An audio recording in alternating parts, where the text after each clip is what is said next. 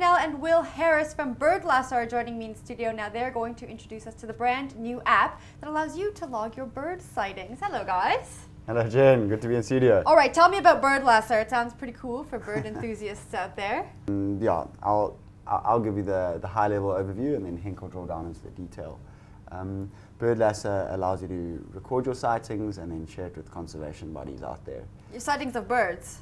Well, I'm not a bird enthusiast really, but I know there's a lot in South Africa and a lot of different species of birds. So before we get into how the app actually works, what's the uptake been like? Interesting. That's a very niche market that we're aiming at. We're aiming at guys who really know what they're seeing, who influences in your tech adoption life cycle. So it's going into your innovators and your early adopters, guys who are atlases specifically, guys who are really focused, who know the birds that they're seeing. So we're certainly not in competition to Roberts and Sasol, which do a fantastic job with bird identification out there.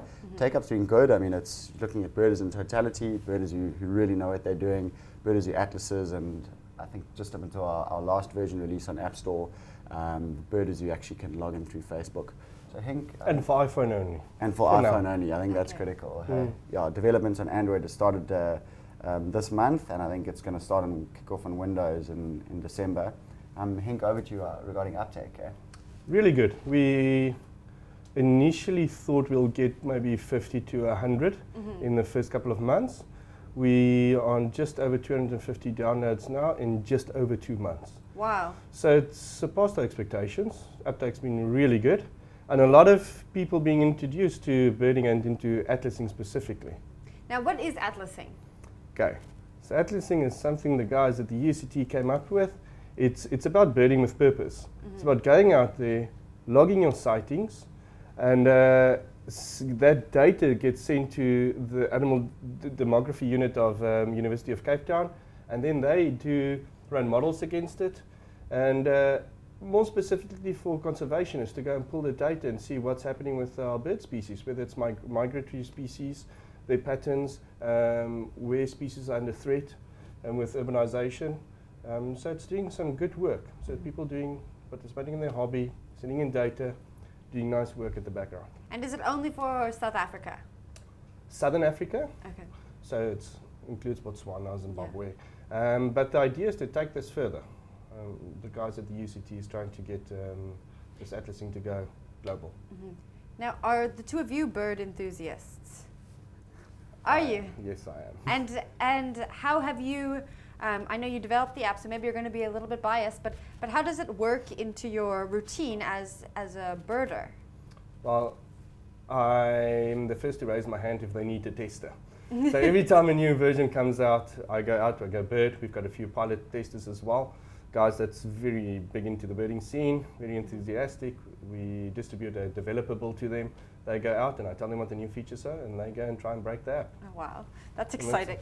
And you give them a reason to go and bird. So you tell the wife, "Ooh, I have to go and work now." So, yes, it's good.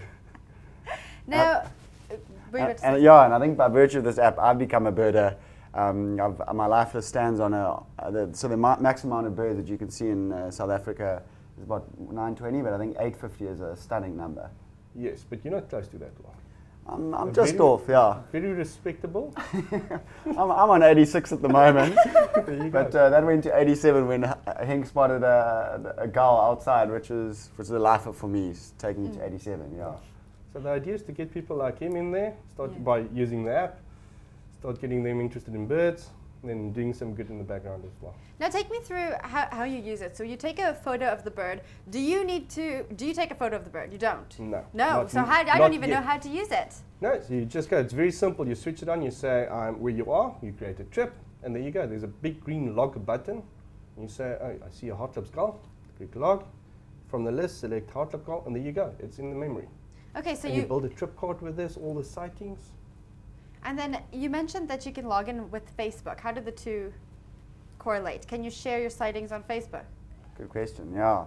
So you can share your sightings on Facebook, on Twitter, through email even. So if you go off on a holiday with your friends and you want your mum to know what you've seen, you can create a trip card obviously for your Kruger trip, and then push it through, and your mum can catch up on all your good sightings and get jealous. That's exciting. Now, are you going to make an option to add photos? Because I think that would be in great. the pipeline quite soon. Not just that's also recordings. Birds are known for their calls, so it's voice and video. Wow, that's cool. And I guess you have to be able to identify the birds yourself. Yes. So you need to bring your guide along with you. Yes.